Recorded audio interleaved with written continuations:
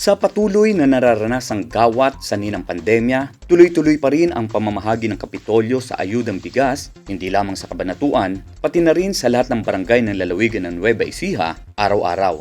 Lula ng 8 truck ang halos 4,000 sako ng bigas na ipinamimigay sa bawat pamilya sa Barangay Camptinio, Cabanatuan City. Ito na ang pangalawang beses na pamamahagi ng ayudang bigas sa bawat barangay sa lungsod ng Cabanatuan na sinimula noong nakaraang taon. Bago magpasko ay nabigyan na ang Camptinio at kamakailan nga lamang ay muli na namang nahatira ng tig-1 sako ng bigas ang bawat tahanan. Ang Rice Distribution Program ng Pamahalang Panlalawigan ay sa ilalim ng pamumuno ni Governor Aurelio Umali, katuwang ang Sangguniang Panlalawigan sa pangunguna ni Vice Governor Doc Anthony Matias Umali.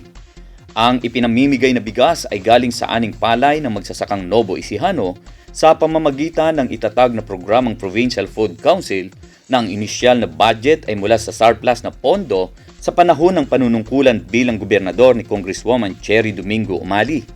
Labis naman ang pasasalamat ng mga ginang ng tahanan sa Camptinio dahil sa natanggap na bigas na itinuturing nilang biyaya mula sa Kapitolyo dahil may maisasaing na sila pag-uwi sa kanilang pamilya.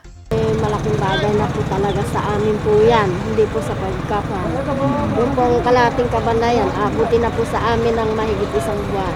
Kasi wala naman kaming hanap buhay, wala akong nag-iisa ako. May kasama ako mga apo, wala naman akong hanap buhay, wala na yung anak ko. Napakalaking tulong, maraming salamat kay Go.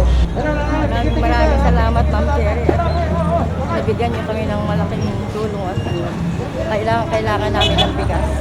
Maraming salamat po, Gob. Maraming salamat. Sa biyayang binigay niyo, Gob, ng malaking bagay. Oo.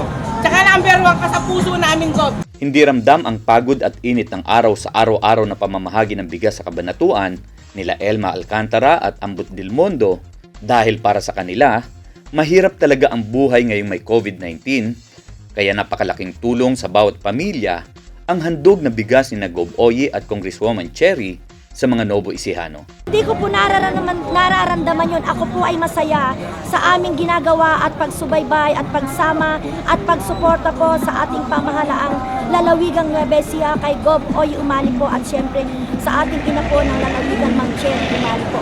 Hindi ko po inaalintana ang anumang init at pagod po. Sa buong lungsod ng Cabanatuan, siyempre po nagpapasalamat tayo kay Governor Oye Matias Umali at Vice Governor Doc Anthony Umali at lalong-lalo na sa ating minamahal na Congresswoman Cherry Domingo Umali. Maraming salamat po sa mga ayuda binibigay niyo po sa ating lungsod ng Cabanatuan at sa buong lalawigan ng Nueva Ecija.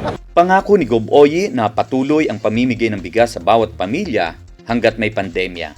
Mula rito sa Cabanatuan City kasama sina Raymart Pancho at Rigor Ponce, Smile Supetran III para sa Balitang Unang Sigaw.